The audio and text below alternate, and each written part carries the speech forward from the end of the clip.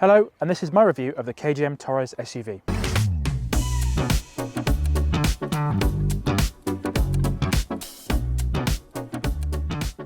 Hello, welcome back to the interface. My name's Alex. This is the KGM Torres SUV. If you haven't heard of KGM before, then you're not alone. It's actually the new name of SsangYong. The Torres is the first new vehicle under the new brand of KGM. So what is the Torres? Well, it's quite a large SUV. And it's got a lot of off-road styling, and also you can get it as a four-wheel drive and two-wheel drive. This one here is just the two-wheel drive version. The KGM Torres comes in either petrol or EV. No diesel option is available. That engine is a 1.5 litre unit with 163 PS or 160 brake horsepower, driven to the wheels with a 6-speed automatic. The Torres is priced from £34,995 in the UK. So in terms of design, the Torres looks quite rugged, doesn't it? It's got a Jeep style effect here with these bars here. On the EVX version, these do light up, which looks quite cool. They've got this slim LED headlights here, fog lights down here, this interesting grille pattern, and then there's also this red piece here, which behind there is where the tow eye lives. On the front of the car, there is no front-facing camera, which can be a bit of a problem in car parks, but we do have parking sensors, which is just enough. Usually on off-roaders, these bits here are typically designed to tie things down to the roof. But on the Torres, they are made out of plastic, and I don't think they support the weight of anything on the roof. So in this instance, they are purely decorative. Around the back, the thing that grabs your attention first is this weird shaped thing here. KGM have said it's designed to replicate a spare wheel, but this vehicle doesn't have one. But the one thing it does do, annoyingly, is cut into the rear view. So this shape here, it actually robs you some of the visibility at the back, which is quite annoying. And due to the size of the vehicle, that is quite impractical. We've got the Torres branding here, and then the only place on the vehicle the KGM words are spelled out is just down there. Elsewhere down the bottom, we've got this SUV plastic cladding down here, some parking sensors, and then the reversing camera is tucked up just there. The placement of this door handle would make you think that the boot door is going to open out sideways, where in actual fact it opens out upwards like a traditional boot door. So to open the boot door, there's a button to press here. It's very slow to open actually. Inside the boot here, we've got this load cover here, which you can remove quite easily. So that goes back in there. And then in the normal boot space, there is 703 litres, which is actually quite decent for this size of vehicle. And there is a false floor under here with a bit of polystyrene. If you do lift it up a little bit there, there is a tyre goop packet there and also the warning triangle. In the wheel arches, there is a little bit of space of bottles. There is a boot light here as well. And then this side, there is a 12-volt socket. With the rear seats folded down, we do get 1,662 litres of boot space, and those seats do fold down quite easily. Around the side, it gives design vibes of a Land Rover, which is no bad thing. On the back is the visible blade design, which does negatively impact visibility, and for the alloys, 18-inch or 20-inch are available, both of which are diamond cut. In the front of the Torres, it's actually quite a nice modern design. It looks quite minimalist, but that does bring some problems. We've got this nice copper colour here on the dash, which looks quite unique. Got this on the stitching as well, on the steering wheel, and also on the door here, and then the plinth down here with all the gear selector buttons. The problem with the minimalist style to it is the fact that there aren't any climate control buttons. There's none whatsoever, and that creates some problems when using the Apple CarPlay system. There's so many clicks to get to turn the fan up and down, and it's just dangerous. The steering wheel itself is lovely and thin, got a nice thin rim to it. It's a D-shaped design. Got some nice buttons on it as well. Some of the buttons are a little bit, the size of the buttons is a little bit too small for me. Got some paddles here to change the gears if you want to.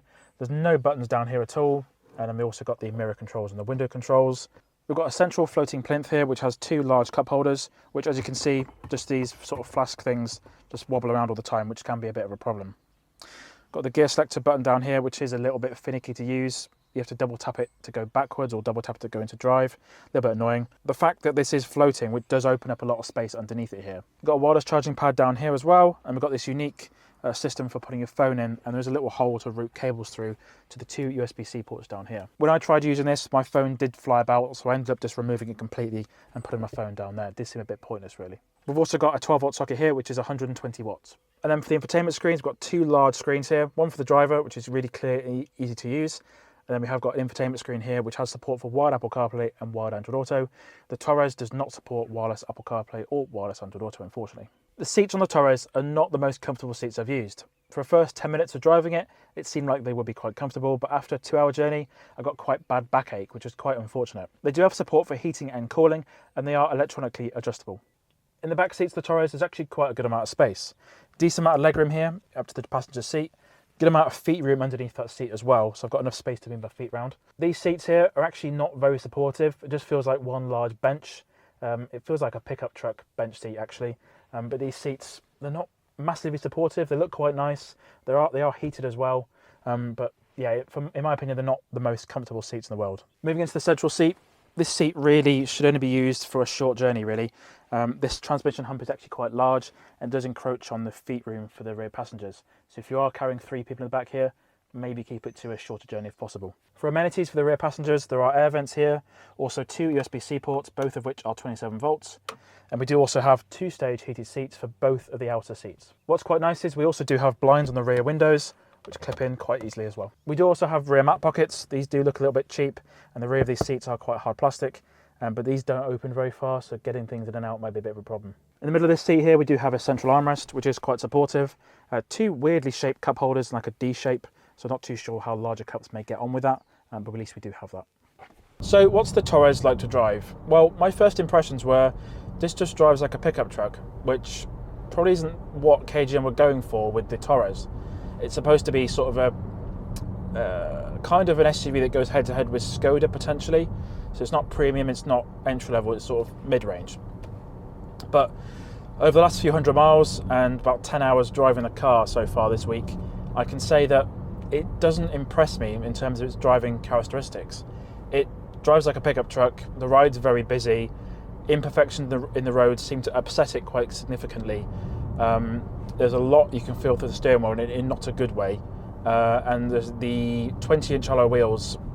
I think that's probably to do with the ride. The wheels themselves aren't the biggest, like the tyres themselves. The alloys are quite large, 20 inches, but there isn't enough rubber, I don't think, for this kind of vehicle. The interior, as well, as I mentioned in the interior section, there's no buttons for anything, which while you're driving is actually quite dangerous. So if you've got Apple CarPlay up on the screen and you're trying to adjust the air conditioning, you've got to take your eyes off the road to adjust it. It's beyond ridiculous in my opinion, and it's a trend that unfortunately car makers are doing. Thankfully, some of them are scaling back that design change. On the positive though, the steering wheel is actually really nice. It's a really lovely diameter on the rim. The lane assist, as you just saw there maybe, is quite intrusive. I have got it turned off. I think it's in like a 50% on mode, but it does seem to grab the steering wheel out of your hands and sort of take you by surprise, which is quite annoying. The seats themselves, I did 2.5 hours the other day, and it gave me a bit of a sore back. They aren't the most supportive, and again the rear seats are sort of the same. The rear seats just feel like a bench, and they don't feel that comfortable. These are at least electronically adjustable. They have got heating and cooling, but they just don't seem that comfortable to use and sit in for a few hours.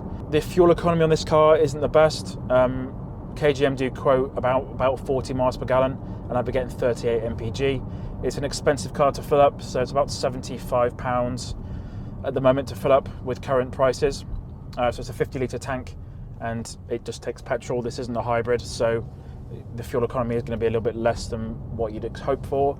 And this again is going back to it being similar to a pickup truck. It's getting pickup truck level fuel economy in my opinion, and it's just really not good enough in 2024. The visibility on the Torres isn't the best either.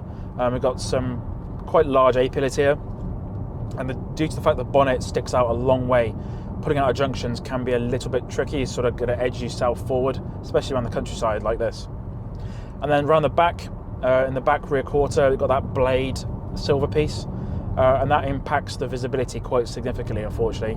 And we've got a very tiny rear window in the bottom left-hand corner and the bottom right-hand corner, which is beyond useless, really. So there's might as well not be there. You can't really see anything out the back. And thank goodness we've got blind spot monitoring on this vehicle, because it would be quite difficult to drive otherwise. And then for the performance, KGM quote about 10.8 seconds to 60. In my uses this week, I don't think it feels that slow. It definitely feels a little bit faster than that, but it could be down to how the engine is set up. But it definitely feels adequate. It doesn't feel slow at all. So that's been a look at the KGM Torres SUV. If you like this sort of content, don't forget to subscribe to the Interface Cars. Like this video if you did, and I'll see you again next time.